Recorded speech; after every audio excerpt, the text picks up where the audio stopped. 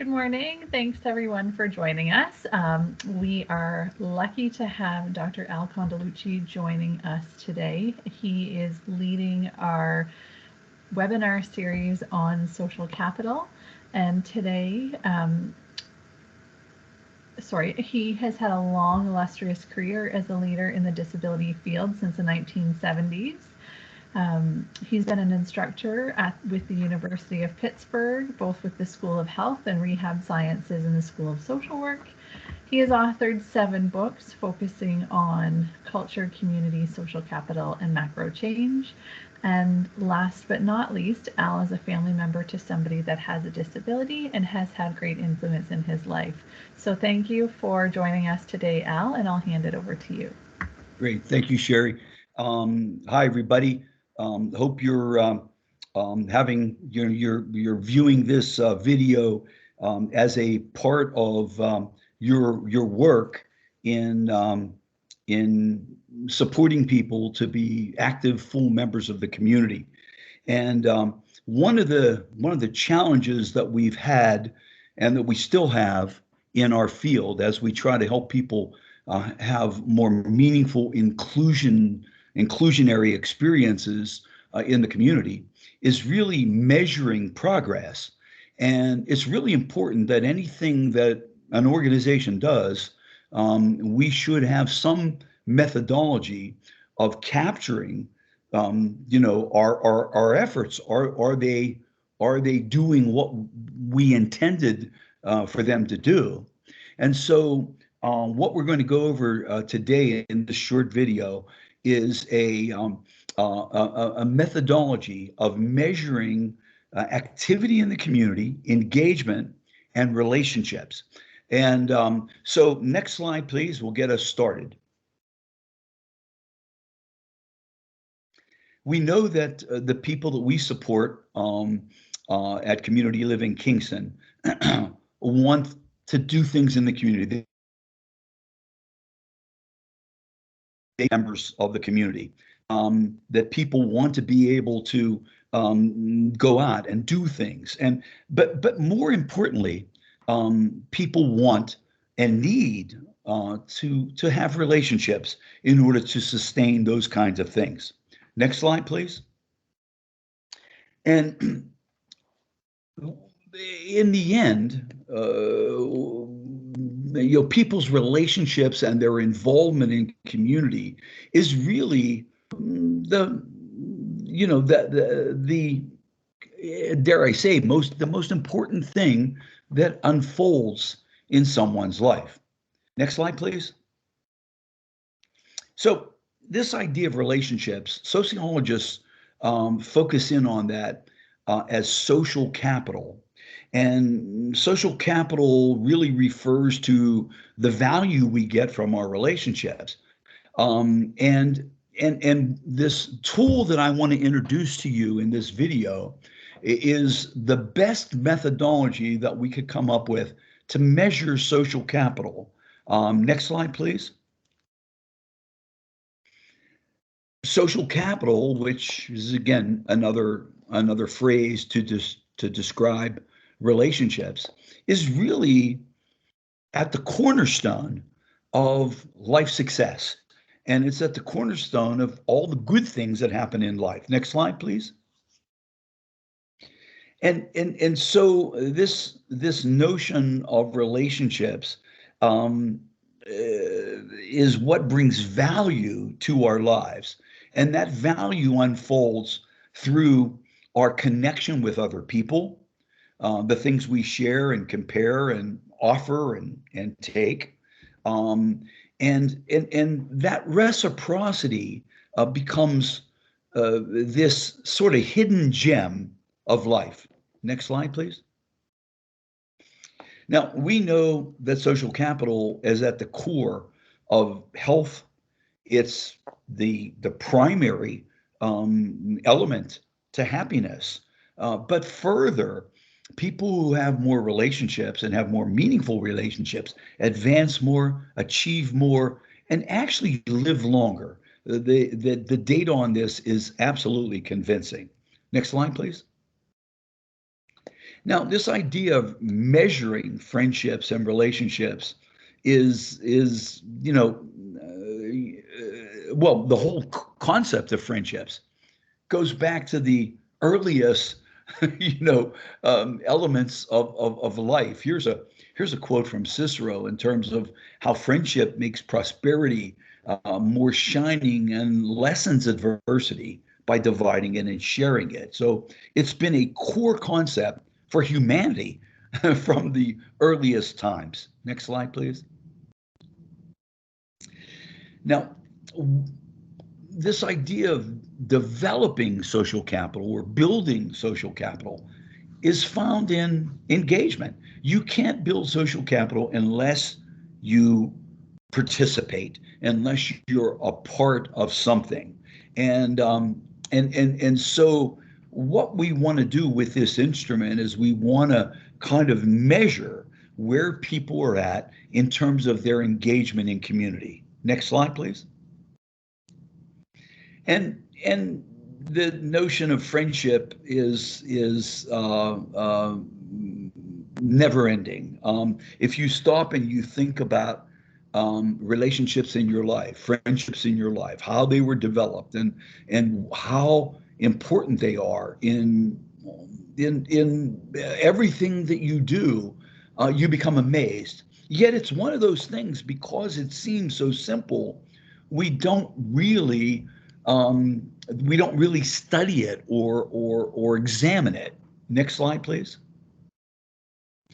But Robert Putnam has, and Robert Putnam's a Harvard sociologist. He holds an endowed chair at Harvard University, and he's been there at Harvard for the last 40 years. And he's been studying social capital and community engagement in a very, very sociological way. And in fact, it was his book, Bowling Alone, which came out in 2000. So that's 20, 23, 24 years ago, that actually put social capital on the map in terms of everyday life. And Putnam himself has been examining and looking at ways of measuring social capital. And so the instrument we're going to look at in just a minute was developed by Putnam and his associates at Harvard back in 2003. Next slide, please.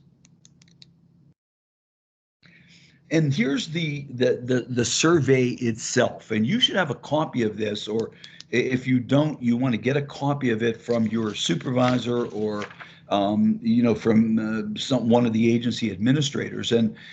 But this it's called the Community Engagement Survey, built off of the Social Capital Benchmarking Survey that Putnam did.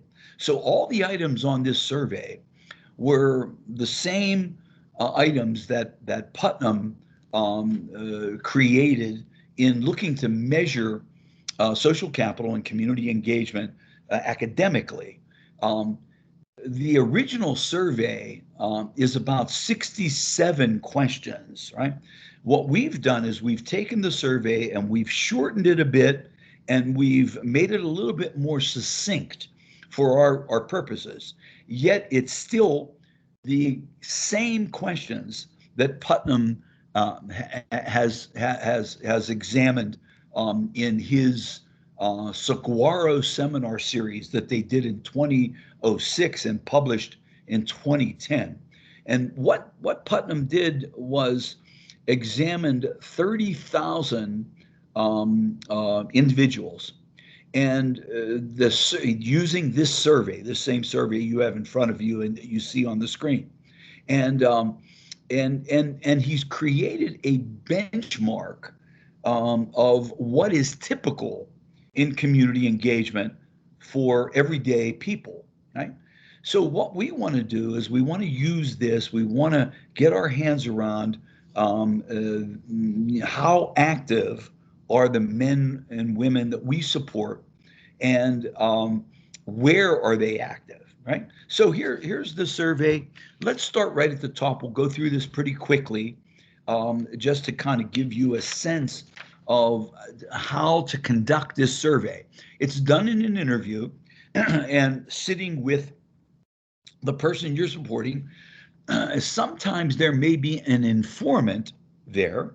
That's okay. Maybe mom or dad or brother or sister might be helping to answer the questions, again, depending upon the situation that the individual's in. But what we want you to do is put your name at the very top, right? So we know who actually conducted the survey. So you'll be the surveyor in this situation, the date that you did it, and then an interview ID. And we have an interview ID actually for coding purposes. And your supervisor will tell you a little bit more about exactly how to answer that. If you don't know how to answer, just leave it blank. And then we get right into demographic information. Now, demographics are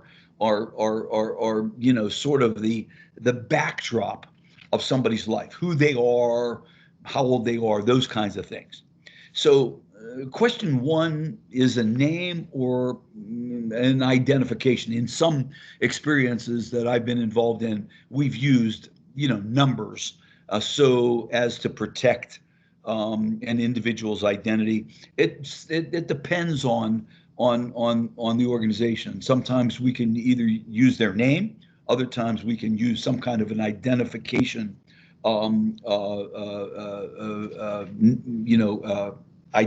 label. So the second question really, as in demographics, looks at the number of people that live in the home where the individual lives. Now we'll get into their home situation when we get into neighborhood. But so if somebody's living with their mom and dad, and there's three of them, okay, there would be a total of three people, two men and perhaps one woman. Again, it's just the total number of people in the home. Question three gets into the age range. And here we want to kind of just look at some generational reality. So the individual that you're interviewing, what is their age category, right? So you just check off what applies. Do you have a disability? And now the reason that question is in there is because sometimes this survey is used to identify some generic people and do some comparisons.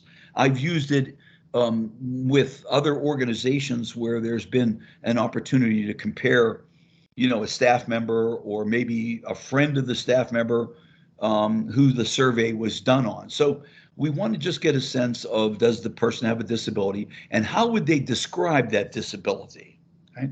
And again, that's their terminology, right? Of how they would describe their disability if they perceive they have one. Okay. The question 5, which is the last one in the demographic area, is do you receive any ongoing services and supports related to your disability? So this is if the person is receiving services from your organization or perhaps another one. Okay? So it's pretty simple. 5 questions that establish the start point of that person's individual situation. The next section, you can see, is called neighborhood. And this section was very deliberate. Putnam really believes that neighborhood realities are really important in building social capital. And they're also important in a civil society, a civic society. So here's the question: where do you live? And if the community has a name, that identification would be given if the community has a name. For example, I live in Pittsburgh, which is, a large urban area, but my community is called McKees Rocks. It's a subsection of Pittsburgh.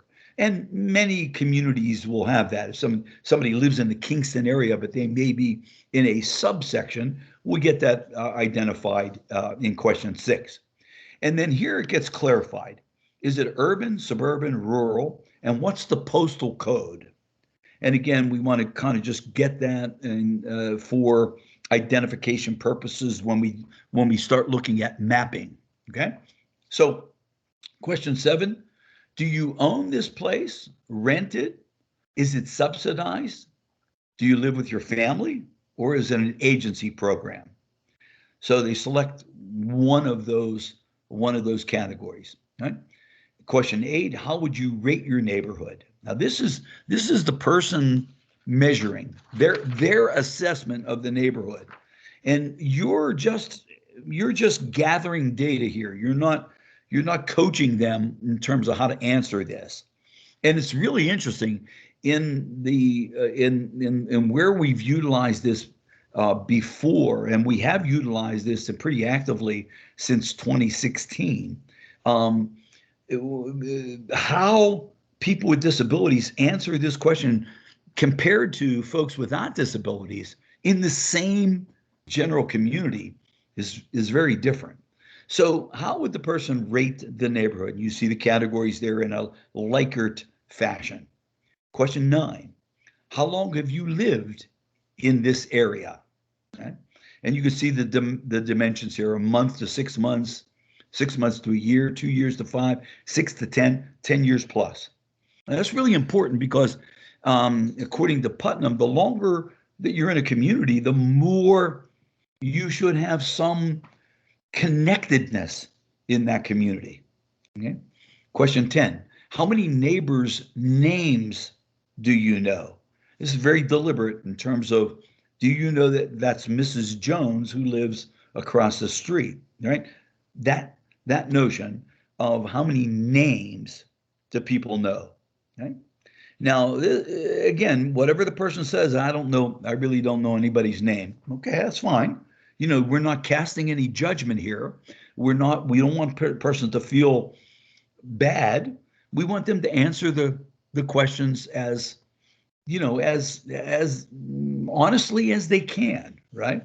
And if they don't know anyone, that's fine. And in the survey instructions, which you also have, really does help set that tone, because the survey instructions, which you should have had available to you, really talks about youth before you get started with the interview, thanking the person for agreeing to the interview.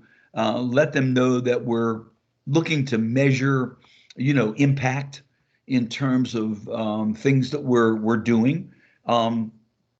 That this is going to be discreetly used. Nobody is going to get called out or in any way um, singled out in this survey. Right. So then we get to question 11, which now drills down a little bit more. How many people have you spoken to in your neighborhood in the past week? Right? Now, sometimes, again, depending upon when this survey is conducted, if it's conducted in the summer, that's why the date of the survey becomes important. If it's conducted in the summer, when people are out and about, there's a chance that people will engage a bit more because they're out and about. In the winter, when it's snowing and cold and windy, people aren't out as much, and so there may be, and the answer may be lower. So sometimes when we're debriefing on this, when we're looking at the responses, we compare that question 11 to the date of when the interview was conducted. Okay, so now we get to question 12. How many neighbors' homes have you been in the past week? Actually going in. Right? Now, most of the times this answer is 0, unless the neighborhood is very fluid. I mean, in fact, and think about yourself, how you would answer that question. How many neighbors' homes have you been in? So it's probably going to be low. Now, the interesting thing is that if somebody says 3 or 4 neighbors' homes, wow, that really begins to reveal some things about that person's fluidity, that person's involvement in that community. Okay? And then question 13, do you wish you knew more neighbors? Okay? So this is just would you want to, yes or no, right? Sometimes I'm not sure, right? So, there's some options for the person in terms of answering that question. How do you feel in this neighborhood is question 14. Lonely, sometimes lonely, connected, not sure, right? And again, it's really been interesting when we've conducted this survey and compared it to what is typical in the community, and you know, to see some of the gaps or some of the disparities. Um, Question 15. Typically, how do you spend your 9 to 5 day? Okay, at a program, at work, at home, or volunteering are some of the options. And then question 15B, typically, how do you spend your weekends and evenings, right? Or your off time, you know, in a typical rhythm that we see in community, right? So that again, that's an open-ended question. You can see there's not a kind of a Likert category there. Typically, how do you spend your weekend? You know, just stay at home. I do this, I do that. Okay, so next slide, please, gets us to the second page. And here we're now focusing on activities. And this now drills into what the people do with their time. Where do they go? What do they do? Okay, and so you can see at the very top, this gives you the code. What activities do you take part in any given week? Okay, so that's the time frame of measure here. And then you can see the numbers that really correspond to the question with, right? Because we say question 16, do you go out to dinner? Yes, no. How often? And that's in a given week. And then with whom? So with family, with friends too. Now friends recognize that if people ask, well, what's that mean? Friends are, you know, freely given, non, you know, related um, associates, right? Freely given. And then we also have a staff category because in many, you know, human services, the staff accompany the individual. Okay. So you see question 16, 17 is a movie, 18 is community events, 19 is church spiritual services, 20 is hobbies, clubs, or societies.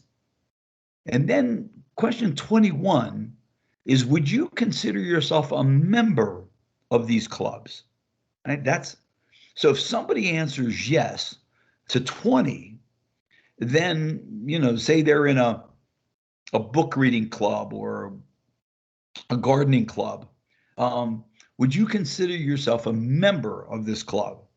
That's their own yes or no. Not sure. I'm not sure if I'm a member. I go, but I don't know if I'm a member. And that's interesting to see how people perceive their engagement in community. Right? Question 22, museums, art centers, galleries. 23, malls. 24, do you go to a friend's home?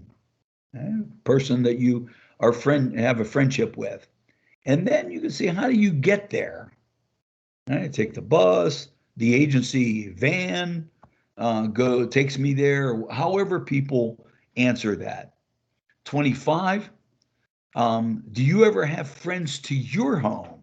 In other words, do you host any connectedness with people? Do you go to sporting events or concerts? And of all you do, what is most important to you? Right? So now this really allows the person to really say, well, church is the most important thing to me, or, you know, going to the hockey game. You know, you know, that's really important to me, or whatever, however they perceive it. It might be says, I don't know, you know, none of them are really that important to me. I go because the staff take me.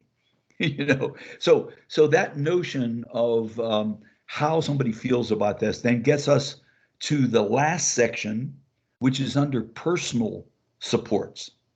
And so here we go on question 28. Do you have a partner, a spouse, or in a committed long-term relationship? So this question is really an interesting one, because when Putnam did this survey in the Saguaro seminar series with 30,000 people, 82% of the respondents answered yes to that. And when we did this survey with 250 people with disabilities in Canada and the United States and Australia, it was exactly the opposite. You know, only 15, 16% of people said yes to that, and everybody else said no. Which is really, that alone is an incredibly tragic, message about loneliness and isolation. Question 29, are you currently living with your partner or your spouse? Question 30, do you have relatives who can help you with your needs? And who is primary here? Yeah, my dad helps me whenever I have a problem, or my mom, or the staff, right? 31, do you have friends, not staff, who can help you with your needs? And then, do you use formal services to help you with your needs?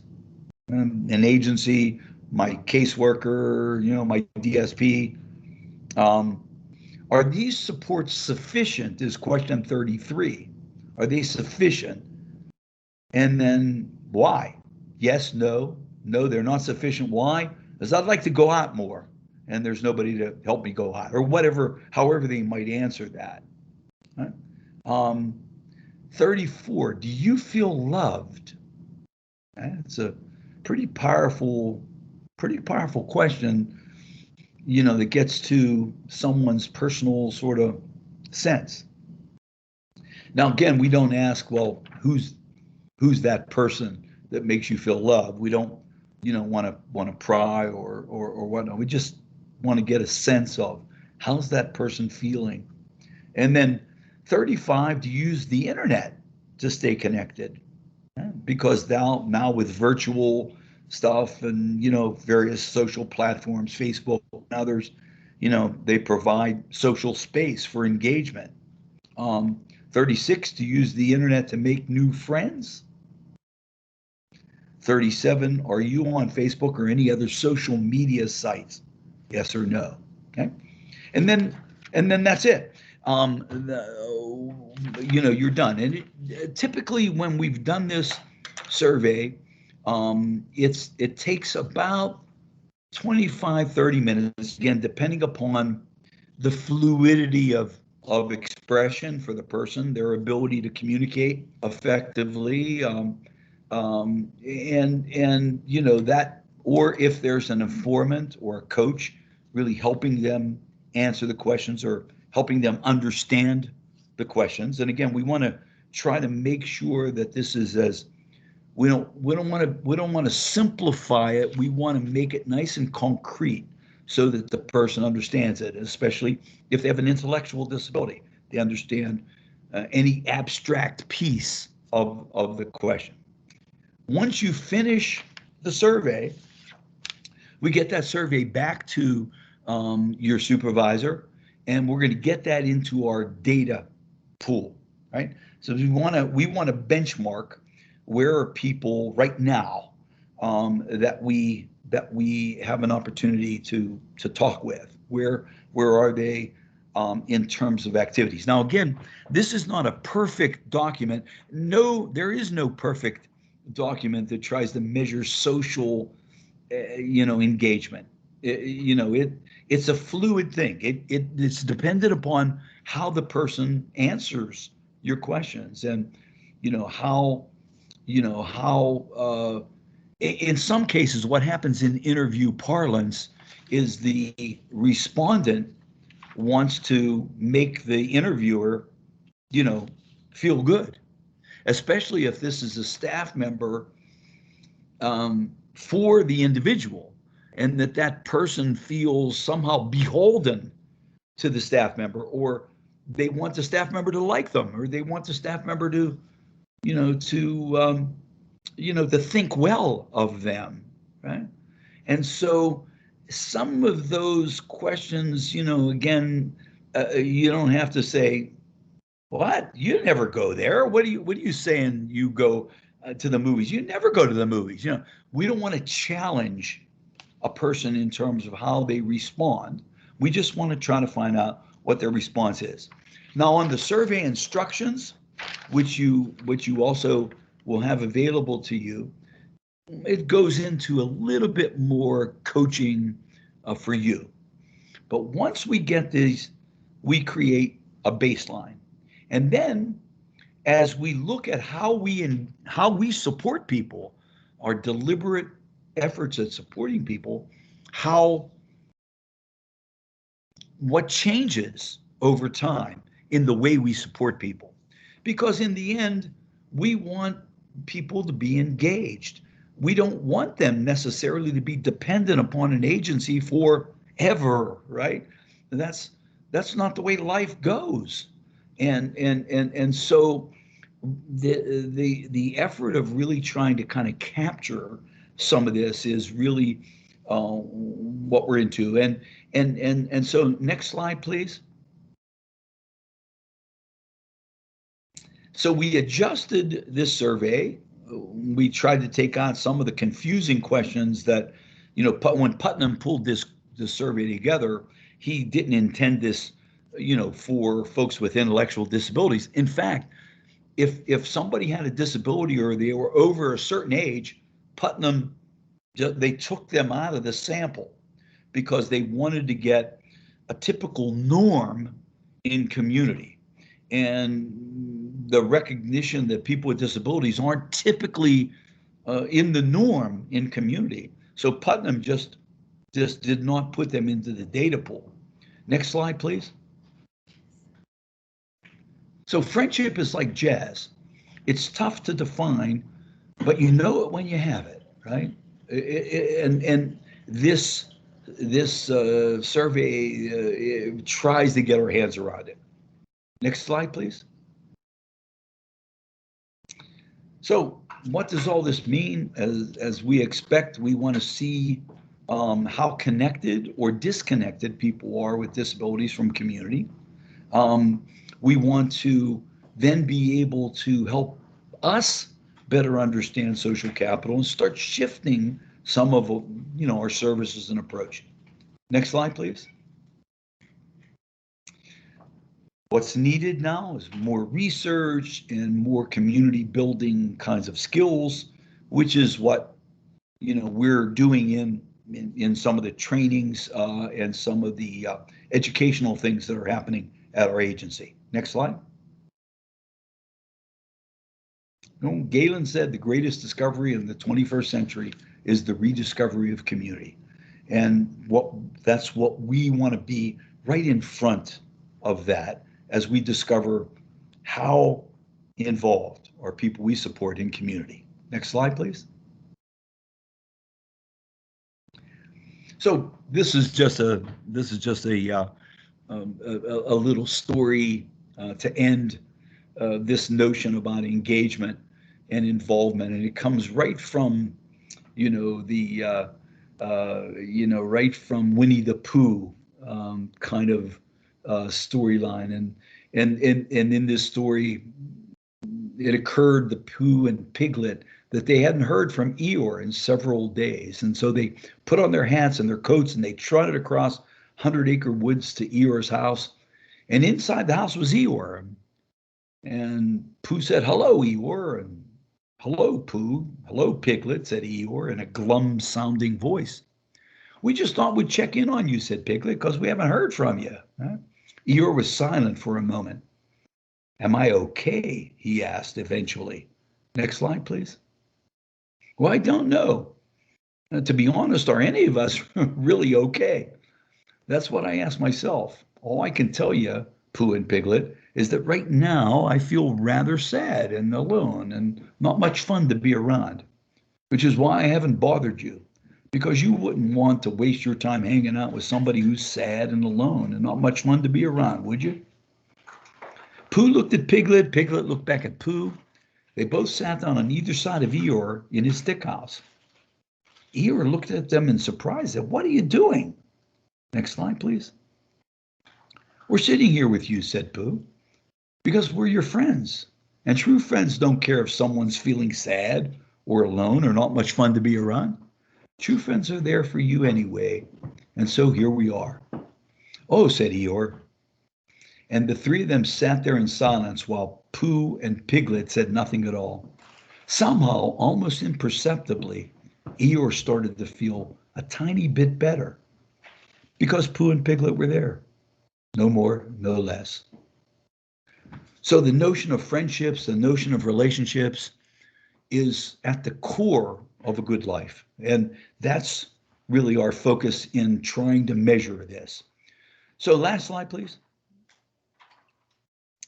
Here's some contact information on me. And so if you're doing this survey and you can't get to your supervisor or you can't get to somebody, at your agency, drop me a note, right? Drop me an email. You have some questions or some problems understanding that, and I'll get right back to you to respond or to try to answer whatever question you might have related to the survey. Make sure if you raise a question with me, tell me that it's about the survey. Introduce the notion of the survey, and I'll jump right back to you and try to help sort out the question that you might have. Okay? Other than that, good luck with this, and looking forward to seeing how this goes. So, I want to thank you for being involved in this and for your interest in wanting to see folks that we support more actively engaged in community. Thanks a lot.